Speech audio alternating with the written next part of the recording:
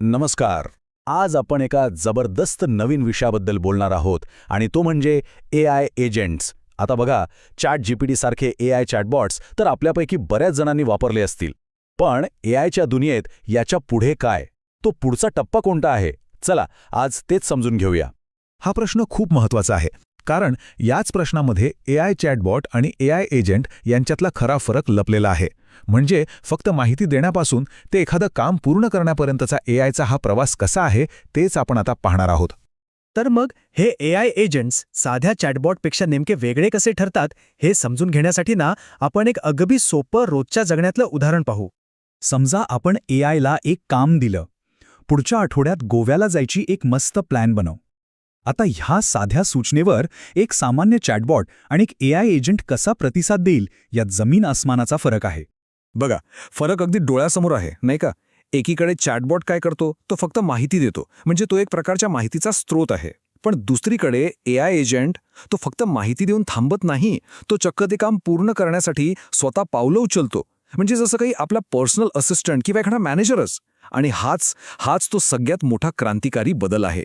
चला, आता या AI एजंटची जरा औपचारिक व्याख्या काय आहे आणि ते इतके पॉवरफुल का आहेत, हे थोडं आणखी खोलात जाऊन समजून घेऊया. यातले 2 शब्द खूप महत्त्वाचे आहेत. स्वतः निर्णय घेणं आणि अनेक टप्प्यांमध्ये काम करणं. हे म्हणजे फक्त एका प्रश्नाचं उत्तर देण्यापुरतं मर्यादित नाही. याला एक ध्येय दिलं जातं आणि ते पूर्णत्वास नेण्याची जबाबदारी पूर्णपणे त्याची असते. ह्या क्षमता AI एजंटला इतका खास बनवतात. तो आधी सगळी गरजेची माहिती गोळा करतो, मग त्यावर एक पक्का प्लॅन बनवतो, मग त्या प्लॅननुसार काम करतो आणि शेवटी सगळं व्यवस्थित झालंय की नाही हे तपासतो सुद्धा. ही एक संपूर्ण प्रोसेस आहे जी तो पूर्णपणे स्वतःहून पार पाडतो. आता प्रश्न येतो की हे सगळं नक्की घडतं कसं? म्हणजे पडद्यामागे AI एजंटच्या आत नेमकी कोणती प्रक्रिया चालते? चला, ते पाहूया. हे 4 टप्पे खूप इंटरेस्टिंग आहेत. पहिलं, त्याला एक उद्दिष्ट मिळतं. समजा ब्लॉगसाठी एक लेख लिही. मग ते नियोजन करतं. विषय काय असेल, माहिती कुठून गोळा करायची. यानंतर येतो खरा भाग, कृती, जिथे ते प्रत्यक्ष माहिती गोळा करून लेख लिहायला सुरुवात करतं.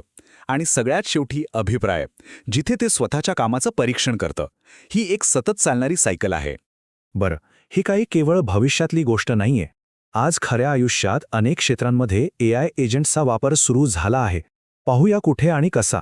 विचार करा, मोठमोठ्या कंपन्यांमध्ये ईमेल आणि रिपोर्ट्स मॅनेज करण्यापासून ते सॉफ्टवेअर डेव्हलपर्सना कोड लिहिण्यात मदत करण्यापर्यंत AI एजंट्सचा वापर आता वाढतोय.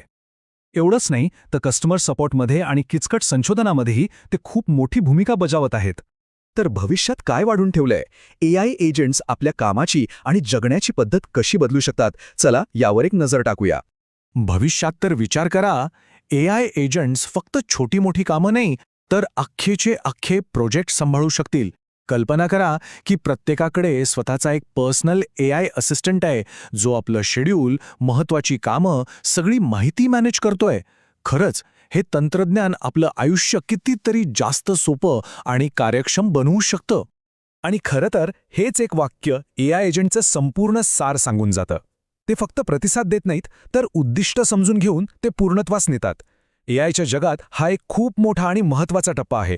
यावर विचार करण्यासारखं नक्कीच आहे. आपल्या भविष्यावर याचा किती मोठा परिणाम होईल, नाही का?